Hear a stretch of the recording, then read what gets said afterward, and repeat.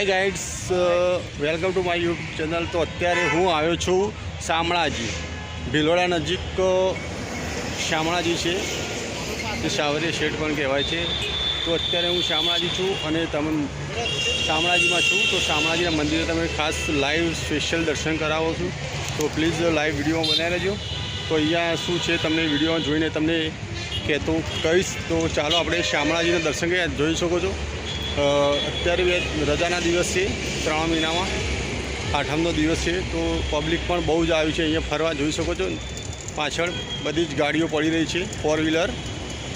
તો please live બતાવું શામળાજી મંદિર, તો વિડીયો બનાવી રહેજો। જોઈ શકો છો બહુ જ પબ્લિક શામળાજીના દર્શન કરવા આવી છે।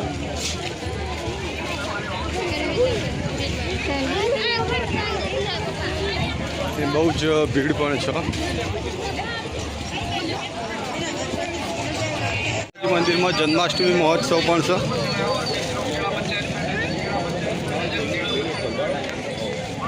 તો અહીંયાનું આ બજાર પણ છે શામળાજીનું। તો રસ્તામાં કાંઈ ખરીદી કરવી હોય તમને તો પણ ખરીદી શકો છો। શાકભાજી બજાર છે, અહીંયા રમકડાનું બજાર છે। ટોટલી અહીંયા શામળાજીમાં બજાર ટોટલી ચાલુ જ છે। હવે મંદિર નજીક આપણે પહોંચી જઈશું અને ભગવાનના શામળાજીના દર્શન કરીશું।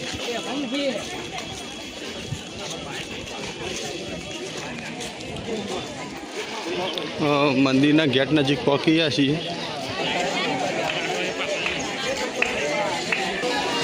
મંદિરનો કંઈક લુક આવો છે।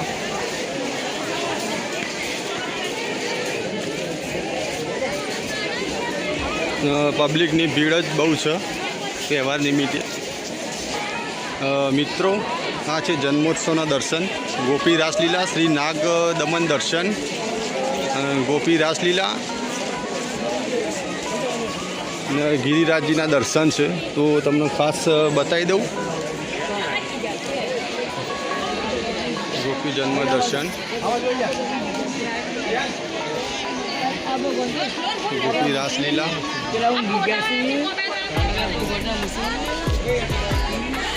આ છે ગોપી રાસલીલા। ગિરિરાજ પર્વત ઉપાડતા દર્શન કરી શકો છો, અદ્ભુત દર્શન। ઉપર વિષ્ણુ ભગવાનની મૂર્તિ છે, સાક્ષાત કોતરણી, અદ્ભુત કોતરણી મૂર્તિ છે વિષ્ણુ ભગવાનની। અને એની નીચે બહુ જ ગજરાજની બહુ જ મોટી પ્રતિમાઓ છે। નીચે પબ્લિક દર્શન કરવા લાઈનમાં લાગી છે। હવે બપોરનો સમય છે અને બપોરના લગભગ 1:15 વાગ્યા છે। તો શામળશાના ગેટ ખુલી ગયા છે અને મંદિર દર્શન કરવાનું ચાલુ થઈ ગયું છે। અંદર મોબાઈલનો એન્ટ્રી છે। તહેવાર નિમિત્તે જન્માષ્ટમી હોવાથી પબ્લિકની પણ બહુ જ ભીડ છે। જોઈ શકો છો બહુ જ પબ્લિક છે।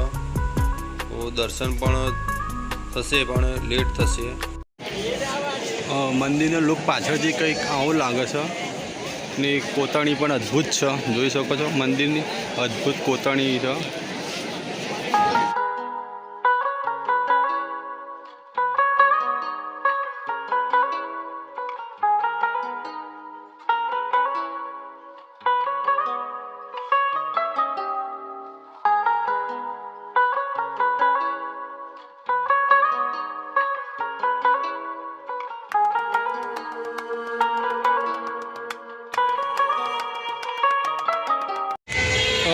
શામળાજીને દર્શન કરી નીકળી ગયા છીએ હવે।